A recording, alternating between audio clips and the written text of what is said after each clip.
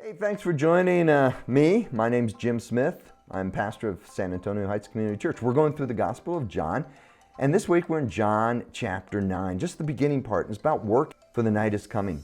And you know, all of us, or many of us, work, and we got to do things quickly. You have an assignment, you have a deadline, and you just got to get it done. Don't procrastinate. Get it done. In Southern California, we hear that the Santa Ana winds are coming. They're coming tonight. The wind's up to 80 miles an hour. And you got to clean up your backyard, because if not, your chairs, your umbrella, everything's going to blow away. Work, because the winds are coming. Jesus, in a way, is telling all of us we have things to do. And in this story, Jesus is walking with his disciples, and he sees a blind man. And the disciples say, why is he blind? Was it because of his sin or the sin of his parents? Jesus goes, no, this is for the glory of God. And a couple of lessons. Number one, just see people around you. I mean, look around. There are people that are hurting all around you. And sometimes with blinders in our eyes, we just don't see those people. Stop and listen. Just listen to maybe they just need to talk. Maybe you can help. But look around and see people that are in your world and see what you can do to help them. Now, about disabilities and this blind man, the disciples thought, and that was the thought of the day, that if you have some disability, well, you're being punished for the sins of your grandpa or your grandma. In fact, there's what's called the generational curse, and that's found in Exodus. Let me just read that. It says, you shall not bow down to the idols or worship them, for I, the Lord your God, am a jealous God, punishing the children for the sin of the fathers to the third and fourth generation of those who hate me. This simply is saying your pattern of sinning is going to be passed on from one generation until the next. Unless you break it, you break that pattern of sin, you're not going to be punished. It's just more is caught than taught. We end up doing what we watched our parents or relatives do when we were young. Ezekiel says, no, we're not punished because of their sin.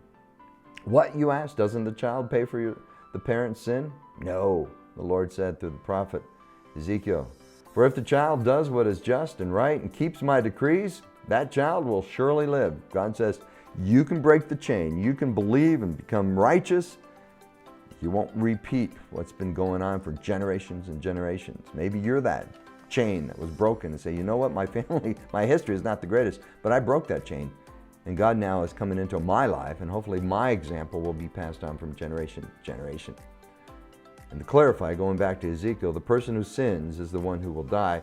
The child will not be punished for the parent's sins, and the parent will not be punished for the child's sin. So there you go. So why do we have sickness and disabilities in the world? Well, because we live in a fallen world.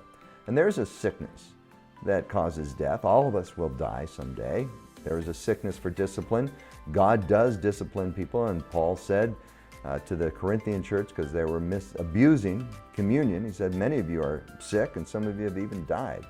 And then there is a sickness just for the glory of God. And God is able to display his glory. For this blind man, God is going to be able to display his glory and heal this blind man. But when you see people around you, and maybe those with disabilities, just remember the golden rule. Treat them like you want to be treated. Always ask before giving assistance. How can I help you? Think before you speak. And then talk directly to them and ask them how they prefer to communicate. Just remember, treat them with respect. And then take responsibility. You look around and say, hey, me? Should I do this? Jesus says, we must. We must. We, all of us. We have this responsibility, this sense of obligation to do it. I was on a plane once and someone had a heart attack. They asked for if there's a doctor on the plane. A doctor was. He said, this man has to get to the hospital soon. And the pilot found that out and landed the plane at the nearest airport. I mean, we descended quickly, safely, but quickly. Landed, braked, went to the gate. There was medical personnel, and it was taken care of quickly. But that pilot took responsibility and said, right away, I've got to do this. It's his responsibility to land the plane. Don't blame others. I hope someone else does it. Hope the pastor does this. Hope my boss does it.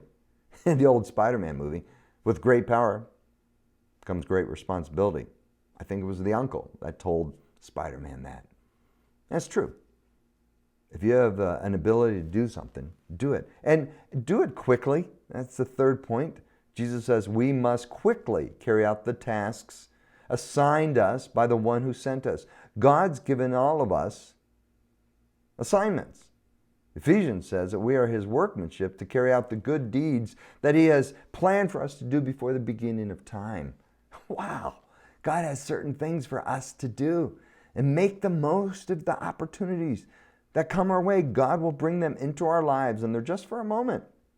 Paul said this, make the most of every opportunity, to the Ephesian church. Then he said to churches in Galatia, similar thing. Therefore, whenever we have opportunity, we should do good to everyone, especially those in the family of faith. Man, take advantage of the opportunities you have, and don't procrastinate. We just procrastinate. Procrastination, someone once said, is a thief of time. We put off. And why do we put off?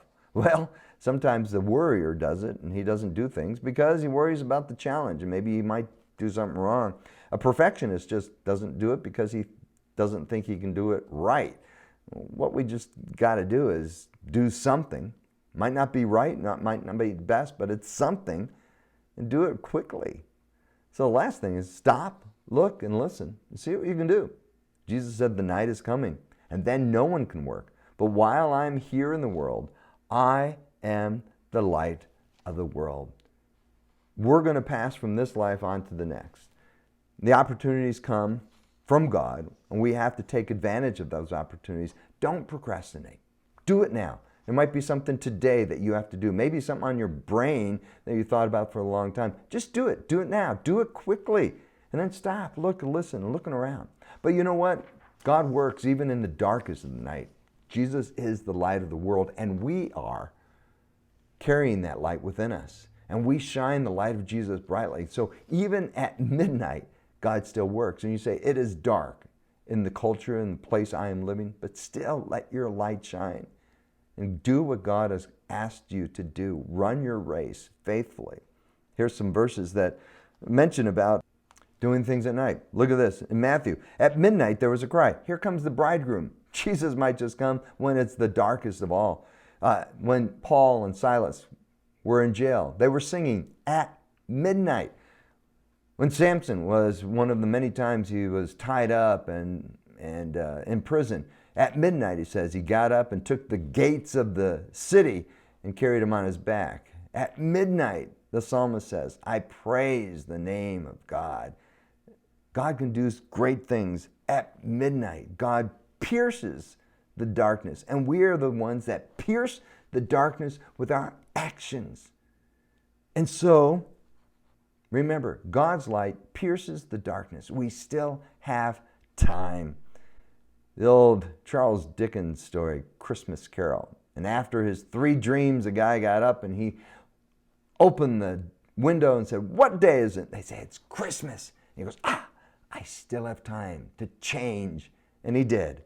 And you still have time to change inside and then to let the glory and the light of Jesus work from in you into the world that you walk in every day.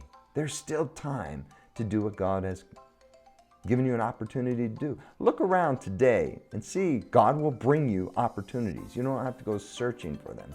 And when the opportunities come, take advantage of it. You take the responsibility to act quickly and be compassionate. Speak up or don't say anything. Whatever it is, God will say, this is what I want you to do. Remember to do that. Hey, have a great week. And remember, if you don't know Jesus, surrender your life to Him right now. He loves you. He's got great plans for you. He has a wonderful plan for your life, better than yours. Say, God, I am a sinner. I want to ask you to forgive me of my sin. Come into my life, take away my sin, and use my life as you see fit. And He will. And for those of you who believe in Jesus, you're an ambassador wherever you are. So whatever God's asked you to do it. You say, I don't know what it is. Well, then stop, look, and listen. And God will reveal what He'd like you to do today or tomorrow or this week. Have a great week. Thanks for checking in. Bye-bye.